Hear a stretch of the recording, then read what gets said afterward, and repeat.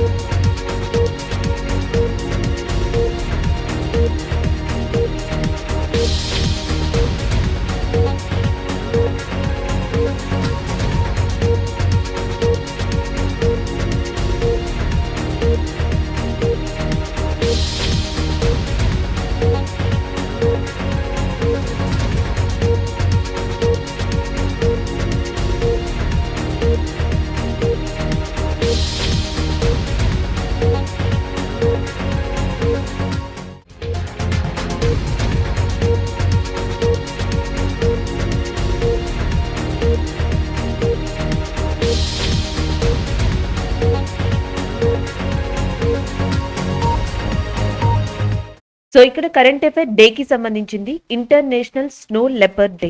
So international snow leopard day ఇక్కడ మీకు already ఇచ్చారు October 23 అని చెప్పేసి.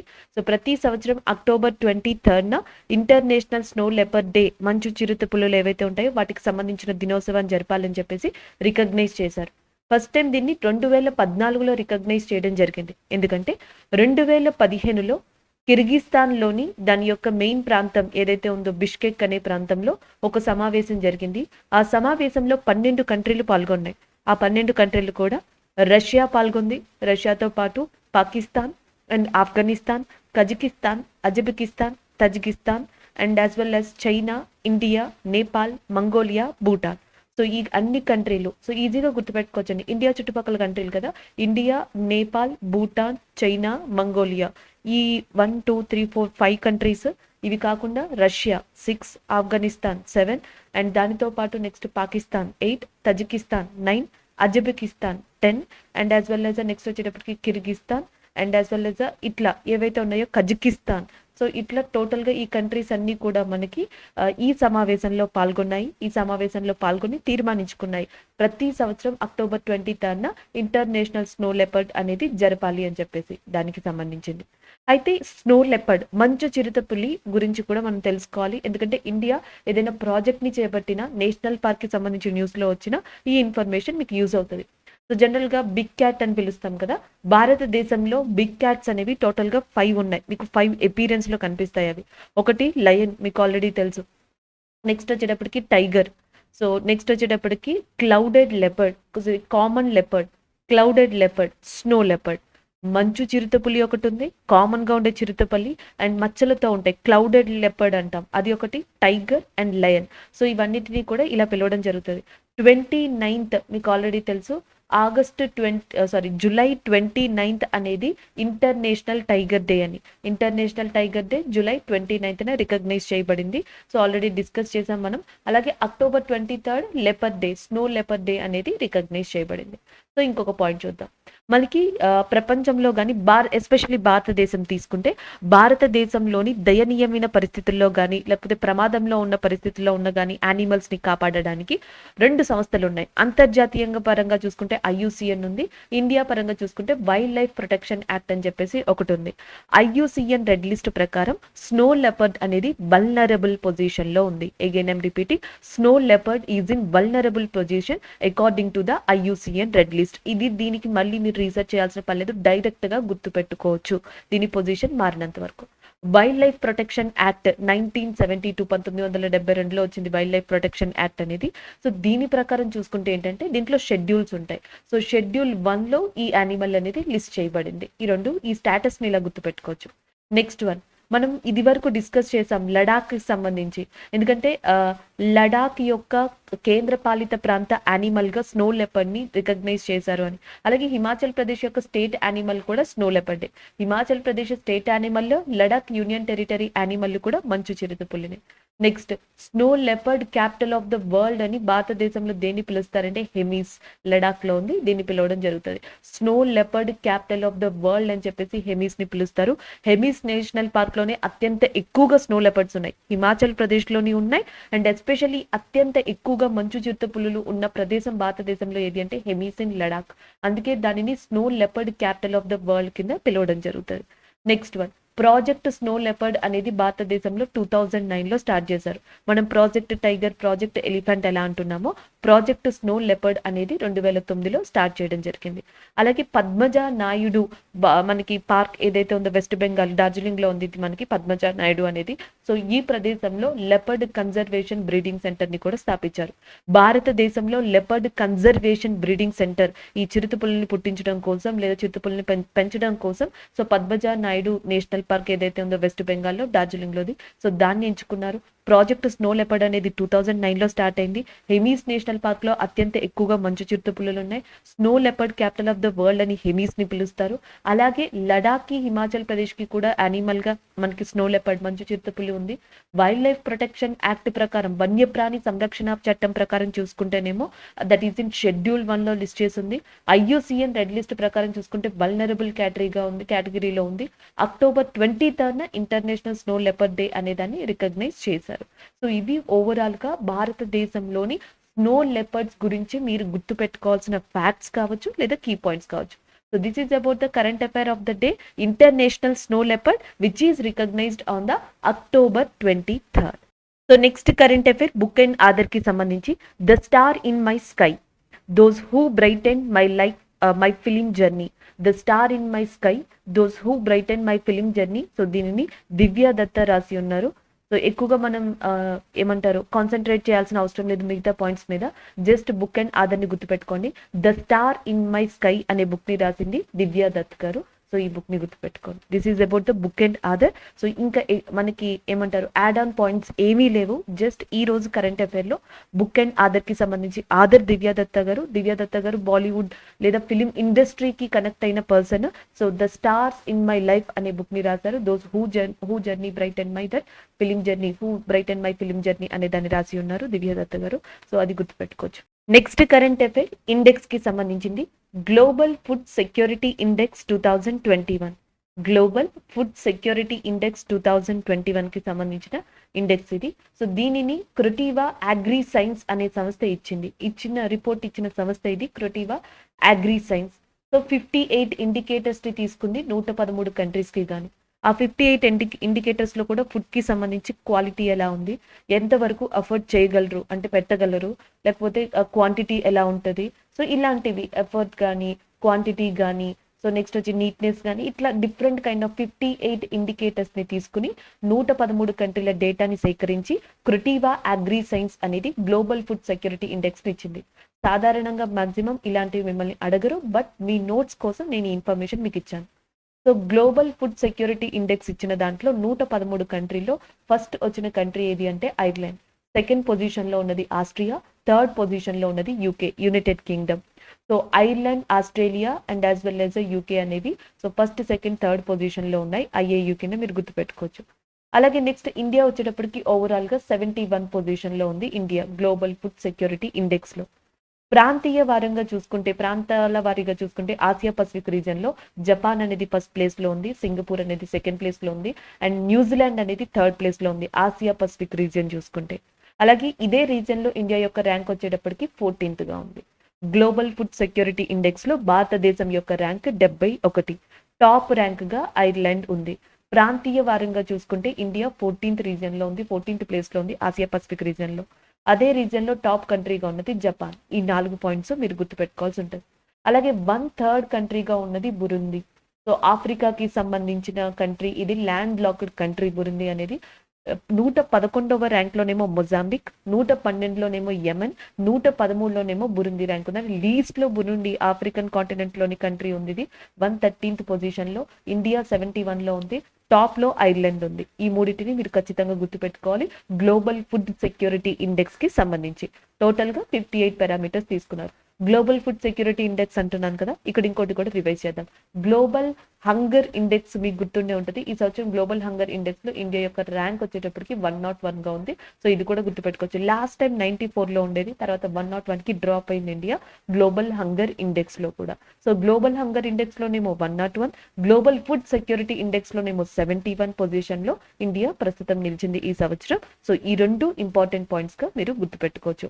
అలాగే నిన్న రీసెంట్ గా ఒక రిపోర్ట్ చెప్పుకున్నాం, ఫుడ్ స్టాబ్లింగ్ అని చెప్పేసి, క్రాప్ స్టాప్లింగ్ అదే క్రాప్ బర్నింగ్ అని. సో ఆ క్రాప్ బర్నింగ్ లో ప్రపంచ వ్యాప్తంగా చూసుకుంటే ఇండియా ఓవరాల్ గా 13% ఆఫ్ వ్యర్థాలను రిలీజ్ చేస్తూ టాప్ పొజిషన్ లో కూడా నిలవడం జరిగింది ఈ వ్యర్థాలను రిలీజ్ చేయడంలో. సో అది కూడా మీరు గుర్తుపెట్టుకోవచ్చు. సో నెక్స్ట్ కరెంట్ అఫైర్ అనేది మనం ఇక్కడ చూద్దాం. సో నెక్స్ట్ కరెంట్ అఫైర్ వచ్చేటప్పటికి మనకి Parambikulam tiger conservation foundation wins earth guardian award. So recent గా అర్త్ గార్డియన్ అనే award Parambikulam tiger conservation foundation కి రావడం జరిగింది. సో ఇది ఈ పరంబీకులం టైగర్ కన్జర్వేషన్ ఫౌండేషన్ అనేది మనకి కేరళలో ఉంది. సో ఈ అవార్డు ఇచ్చింది ఎవరంటే మనకి United Nation conservation on international trade in the endangered species of wild flora and fauna. So United Nation conservation on international trade in the endangered species of wild fauna and flora ఏదైతే ఈ సంస్థ ఈ platform వర్చువల్గా ఒక ప్రోగ్రామ్ని నిర్వహించిందో, so దాంట్లో భాగంగా 8 మందికి అర్త్ గార్డియన్ అవార్డు అనేది ఇవ్వడం జరిగింది. ఆ 8లో ఒకటి ఇండియాకి దక్కింది, అది కూడా కేరళకి సంబంధించిన పరంబీకులం టైగర్ కన్జర్వేషన్ ఫౌండేషన్కి రావడం జరిగింది. సో జనరల్గా పరంబీకులం టైగర్ రిజర్వ్ అనేది కేరళలో ఉంది. కేరళలో ముఖ్యంగా మనకి 2 ఇంపార్టెంట్ టైగర్ రిజర్వ్స్ ఉన్నాయి. ఒకటి పెరియార్ టైగర్ రిజర్వ్ అని చెప్పేసి పిలుస్తాం, అండ్ ఇంకొకటి పరంబీకులం టైగర్ రిజర్వ్. సో ఇక్కడ మీరు చూడొచ్చు, పరంబీకులం టైగర్ రిజర్వ్ అనేది 2 మౌంటైన్స్ మధ్యలో ఉంది. ఒకటి నిలయంపతి హిల్స్ లేదా నిలయంపతి పర్వతాలు, అండ్ ఇంకొకటి అన్నమలై హిల్స్. అన్నమలై హిల్స్ కి నిలయంపతి హిల్స్ కి మధ్యలో మీకు ఈ Periyar Parambikulam national park Parambikulam tiger reserve అనేది కనిపిస్తుంది అనమాట. ఇది టైగర్స్ కే కాదండి, దీంట్లో 221 బటర్ఫ్లైస్ కూడా ఉన్నాయి. సో దీంట్లో ఇంపార్టెంట్ గా బుధ బటర్ఫ్లై అనేది, బుధ మయూర్ అనేది చాలా ఇంపార్టెంట్ అంటే ఇక్కడ ఈ బుధ బటర్ఫ్లై అనేది కేరళ యొక్క స్టేట్ బటర్ఫ్లై అంట. సో అది కూడా మీరు ఒక ఫ్యాక్ట్ గా గుర్తుపెట్టుకోవచ్చు. ఇది ఇక్కడ బాగా కనిపిస్తుంది మనకి పరంబీకులం ఏరియాలో. సో ఇవి మనం ఓవరాల్ గా నేర్చుకోవాల్సిన విషయాలు. రీసెంట్ గా అర్త్ గార్డియన్ అవార్డు అనేది పరంబీకులం టైగర్ కన్జర్వేషన్ ఫౌండేషన్ కి వచ్చింది, అది కేరళలో ఉంది. ఏ ప్లేస్ మధ్యలో ఉంది అంటే అన్నమలై హిల్స్ నిలియంపతి కొండల మధ్యలో ఉంది అది, లేదా సింపుల్ గా వెస్టర్న్ ఘాట్స్ గా మీరు గుర్తుపెట్టుకోవచ్చు. మరి పరంబీకులం టైగర్ రిజర్వ్ కేరళలో ఉంటే కేరళలో ఉన్న ఇంకొక టైగర్ రిజర్వ్ ఏది అని అడిగితే దట్ ఈస్ అ పెరియార్. అసలు ఇది ఎందుకు కరెంట్ అఫైర్ లోకి వచ్చిందంటే, ఇది పులి సంరక్షణకి వివిధ ఏమైతే పులులే కాకుండా ఇక్కడ మీరు చూడొచ్చు, జనరల్ గా నేను బటర్ఫ్లైస్ గురించి కూడా చెప్పాను. సో ఇలాంటి వాటివి ఎండేంజర్డ్ స్పీషీస్ ఫ్లోరా ఫనా ఏవైతే ఉన్నాయో, సో వాటిని ప్రొటెక్ట్ చేసినందుకు ప్రపంచ వ్యాప్తంలో వన్ ఆఫ్ ద బెస్ట్ గా పరంబీకులం టైగర్ కన్జర్వేషన్ ఫౌండేషన్ ని తీసుకోవడం జరిగింది. సో దానికి సంబంధించిన కరెంట్ అఫైర్ ఇది. So the next current affair కూడా ఇండెక్స్ కి సంబంధించిందేనండి. ఇక్కడ మీరు చూడొచ్చు WJP. So the world justice project rule of law index అనే దాన్ని రిలీజ్ చేసింది. రూల్ ఆఫ్ లా ఇండెక్స్ 2021 అనే దాన్ని వరల్డ్ జస్టిస్ ప్రాజెక్ట్ అనేది రిలీజ్ చేసింది. దానికి సంబంధించిన కరెంట్ అఫైర్. సో జనరల్ గా ఫస్ట్ మనం ఈ కరెంట్ అఫైర్ లోనే ఫస్ట్ ఫ్యాక్ట్స్ అనేవి చూద్దాం, తర్వాత రూల్ ఆఫ్ లా గురించి మాట్లాడదాం. ఓవరాల్ గా 139 కంట్రీస్ కి 0 to 1 స్కోర్ మీద ర్యాంక్స్ అనేవి ఇవ్వడం జరిగింది. సో 1 అనేది గ్రేటెస్ట్ థింగ్ గా కన్సిడర్ చేస్తారు. సో టాప్ 3 పొజిషన్ లో డెన్మార్క్ ఉంది, నార్వే, ఫిన్లాండ్.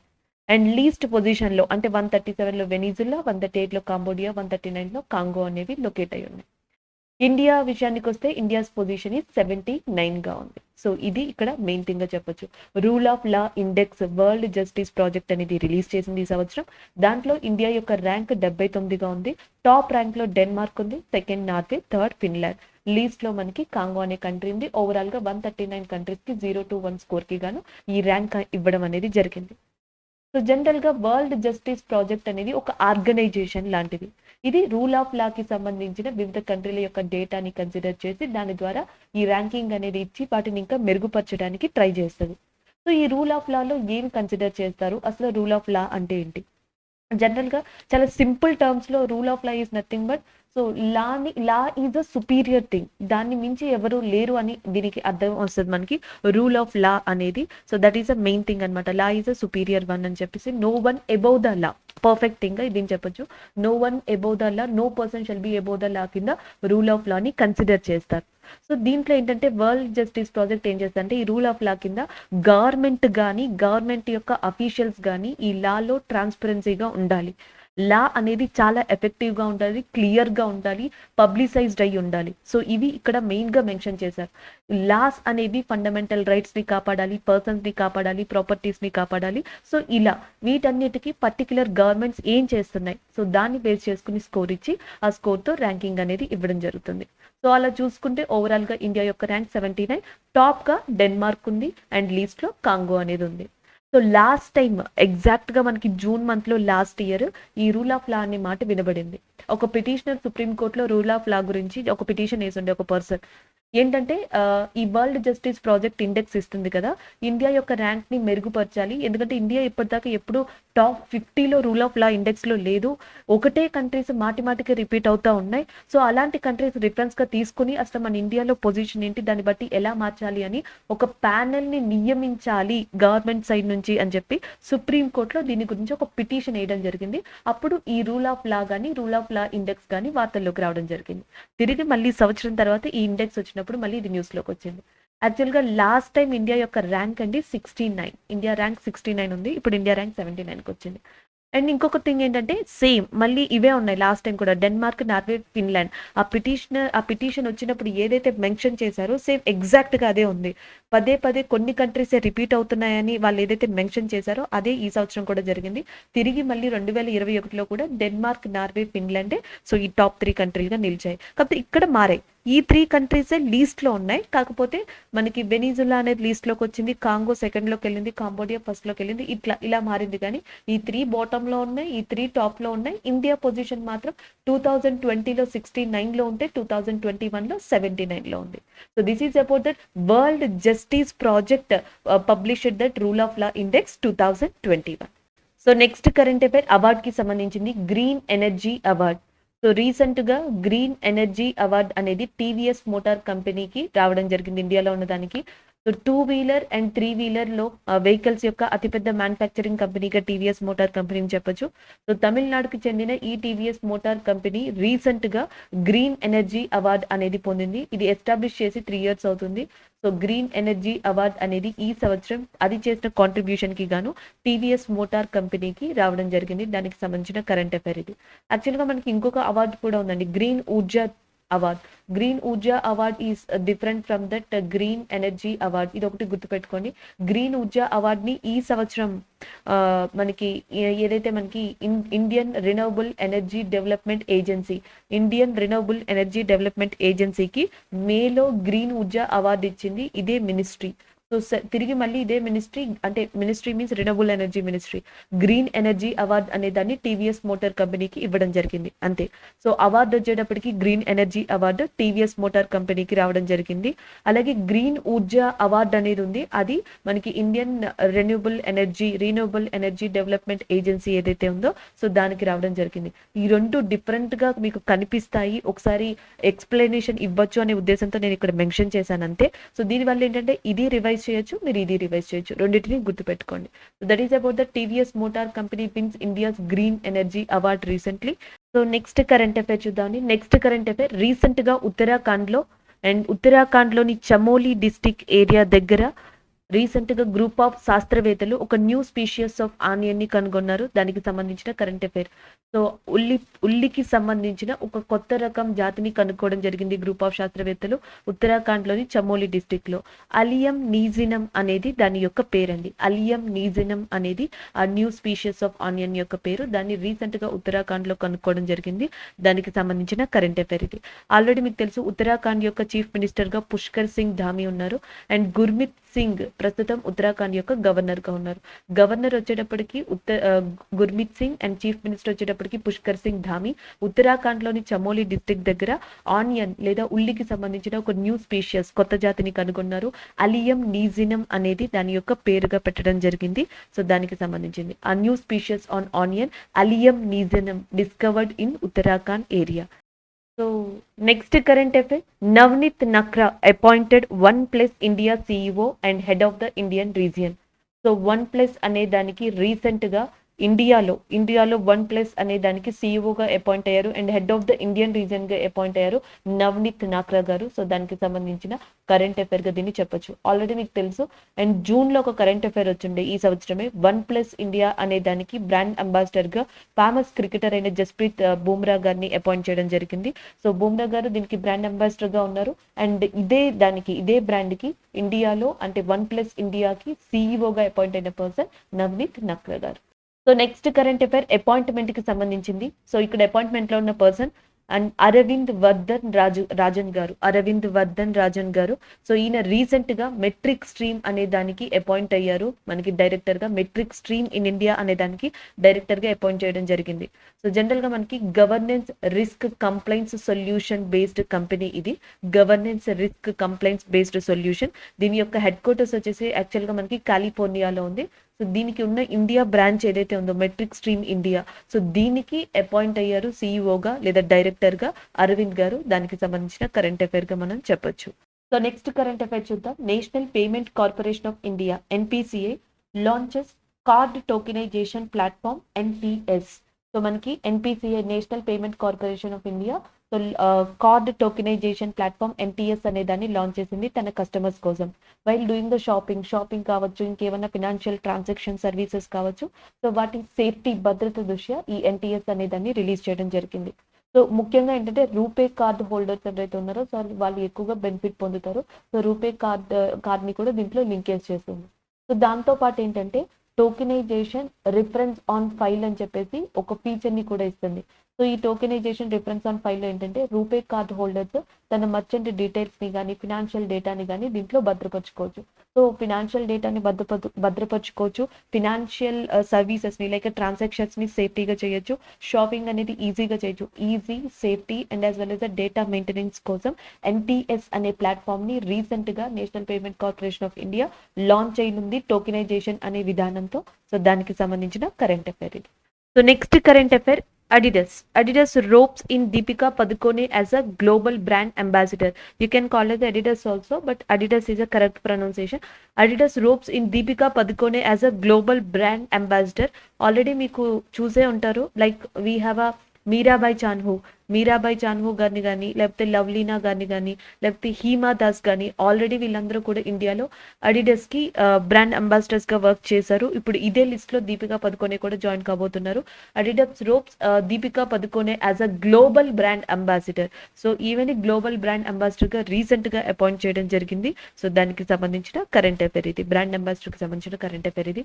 సో నిన్న మనం చూసాము ఎన్సిడిఎక్స్ అనే దానికి ఏదైతే ఉందో సో ఆ క్రిప్టో కరెన్సీ లేదా ఎన్సిడిఎక్స్ క్యాంపెయిన్ కి ఆయుష్మాన్ ఖురానా గారిని తీసుకోవడం జరిగింది. ఇప్పుడు అడిడస్ అనే దానికి గ్లోబల్ బ్రాండ్ అంబాసిడర్ గా దీపికా పదుకోనే గారిని తీసుకున్నారు. దానికి సంబంధించిన కరెంట్ అఫైర్ ఇది. So next current affair, NABARD subsidiary NAB సంరక్షణ sets up to 1000 crores credit guarantee fund trust. So NABARD NAB Sanrakshan అనే ఒక పథకాన్ని లేదా ఫండ్ ని స్టార్ట్ చేసింది. అది కూడా ఎఫ్పిఓస్ కోసం. సో ఈ ఎఫ్పిఓస్ ఎవరు కాదండి, మనకి government formation and promotion of 10,000 farmer and produced organisations అని చెప్పి స్టార్ట్ చేసింది. ఫార్మర్ ప్రొడ్యూస్డ్ ఆర్గనైజేషన్స్ ని ఎఫ్పిఓగా చెప్తాము. Formation and production of 10,000 farmer produced organisations అనే ప్లాట్ఫామ్ ని గవర్నమెంట్ ఆఫ్ ఇండియా స్టార్ట్ చేసింది, రైతులకి ఆర్థికంగా సహాయపడడానికి, ఫండ్స్ ని అందివ్వడానికి. సో ఈ ఎఫ్పిఓస్ కి యూజ్ అయ్యే విధంగా 1000 crores తో అక్షరాల 1000 కోట్లతో నాబార్డ్ రీసెంట్ గా మనకి నాబార్డ్ సబ్సిడరీ రీసెంట్ గా నప్ సంరక్షణ గ్యారంటీ ఫండ్ ట్రస్ట్ అనే దాన్ని ఏర్పాటు చేసింది. దానికి సంబంధించిన కరెంట్ అఫైర్. దీని డీటెయిల్స్ ఇంకా రావాలి అంటే ఎఫ్పిఓస్ ఎలా దీన్ని ఎట్లా ఎఫ్పిఓస్ కి ఇస్తారు, ఏం రూల్స్ పెడతారు, ఎలాంటి టైం పీరియడ్ పెడతారు, ఏంటి అనేది కంప్లీట్ గా మనం చూడాల్సి ఉంది. But government announced. So recent గా ఇది అనౌన్స్మెంట్ అనేది జరిగింది. నప్ సంరక్షణ అనే ఒక ఫండ్ గ్యారంటీ ట్రస్ట్ ఫండ్ అనేది స్టార్ట్ చేశారు 1000 కోట్లతో. అది కూడా ఫార్మర్ ప్రొడ్యూస్డ్ ఆర్గనైజేషన్ ఎఫ్పిఓస్ కోసం అని చెప్పి. సో ఇది ఇక్కడ మనకి మెయిన్ థింగ్ గా చెప్పొచ్చు. అలాగే నెక్స్ట్ గోవిందరాజు చింతల నాబార్డ్ యొక్క చైర్మన్ గా ఉన్నారు. నాబార్డ్ 1982లో ఎస్టాబ్లిష్ అయింది. ప్రస్తుతం దీని యొక్క హెడ్ క్వార్టర్స్ వచ్చేసి ముంబై కేంద్రంగా ఉంది. The next current affair, farmer US president Donald Trump set to launch truth social platform.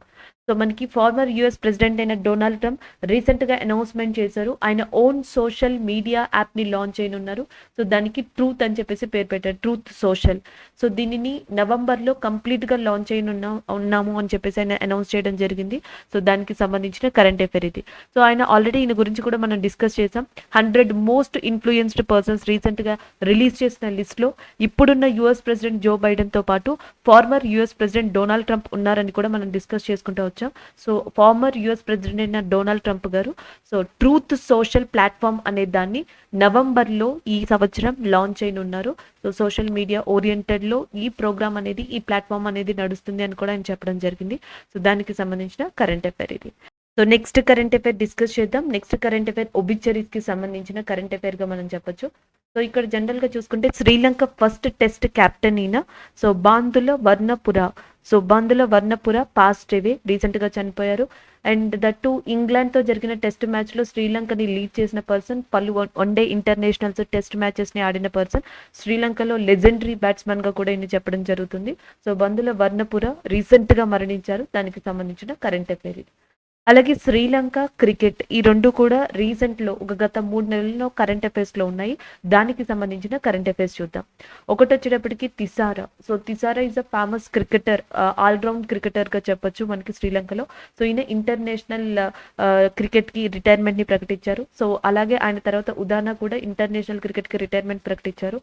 All forms of క్రికెట్కి రిటైర్మెంట్ని ప్రకటించారు సెప్టెంబర్ మంత్లో, గత నెలలో మలింగ. లెజెండరీ బౌలర్గా ప్రపంచవ్యాప్తంగా పేరు తెచ్చుకున్నారు మలింగ. 2004లో ఆయన డెబ్యూట్ని స్టార్ట్ చేశారు. 16 సంవత్సరాలు ఇంటర్నేషనల్ క్రికెట్ కెరియర్ని ఏలేరని చెప్పొచ్చు. అలాంటి పర్సన్ మలింగ గారు సెప్టెంబర్ మంత్లో ఇంటర్నేషనల్ క్రికెట్కి, ఆల్ ఫార్మ్స్ ఆఫ్ క్రికెట్కి రిటైర్మెంట్ని ప్రకటించారు. ఉదానా గారు ఇంటర్నేషనల్ క్రికెట్కి రిటైర్మెంట్ని ప్రకటించారు. And Perera is also and announced international cricket retirement. వీళ్ళందరూ కూడా శ్రీలంకకి చెందిన ప్రపంచ ప్రఖ్యాతిగాంచిన క్రికెట్ పర్సన్స్గా చెప్పొచ్చు, క్రికెట్ ప్లేయర్స్గా.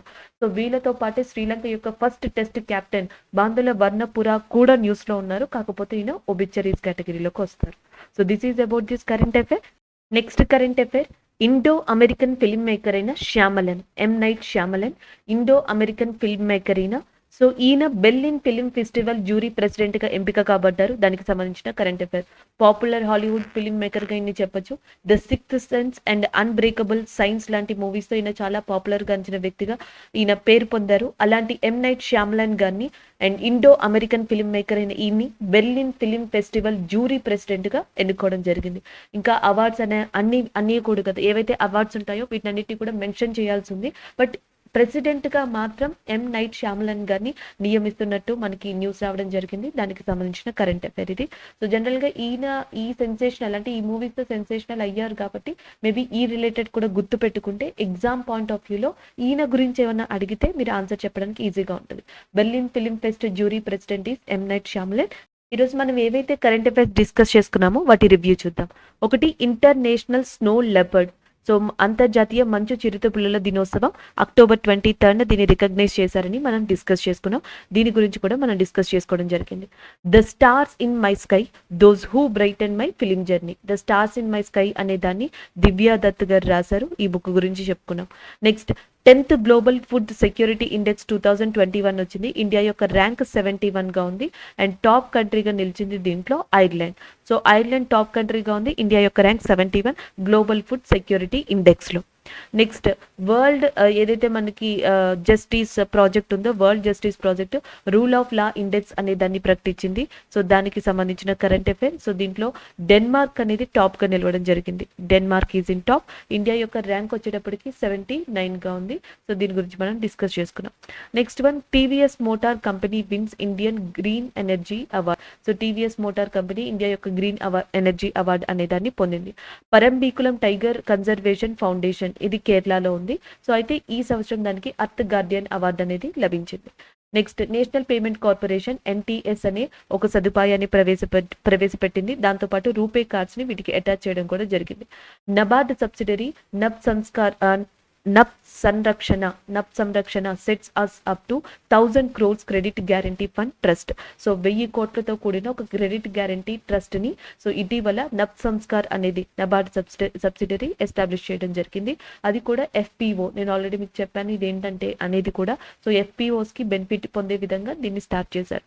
నెక్స్ట్ వన్, ఆ న్యూ స్పీషియస్ ఆఫ్ ఆనియన్ ని కనుగొన్నారు ఉత్తరాఖండ్ లో, దానికి సంబంధించింది అలియం నిజినమ్ అనేది దా న్యూ స్పీషియస్ యొక్క పేరు. ఫార్మర్ యుఎస్ ప్రెసిడెంట్ అయిన డొనాల్డ్ ట్రంప్ గారు తన ఓన్ సోషల్ మీడియా లేదా ఓన్ సోషల్ మీడియా యాప్ ని లాంచ్ అయిన ఉన్నారు. దాని పేరు ట్రూత్ సోషల్ అనేది దాని యొక్క పేరు. And next, Adidas ropes in Deepika Padukone as a global brand ambassador. So దీని గురించి కూడా మనం డిస్కస్ చేసుకున్నాం. Mister night Shyamalan, Indo American film maker, ఇటీవల బెర్లిన్ ఫిల్మ్ ఫెస్టివల్ జ్యూరీకి ప్రెసిడెంట్ గా ఎంపికయ్యారు. సో నెక్స్ట్ వచ్చేటప్పటికి మెట్రిక్ స్ట్రీమ్ వచ్చేటప్పటికి అరవింద్ అనే పర్సన్ ని ఎండీగా ఇండియాలో అపాయింట్ చేయడం జరిగింది. సో దీని యొక్క హెడ్ ఆఫీస్ కాలిఫోర్నియాలో ఉంది.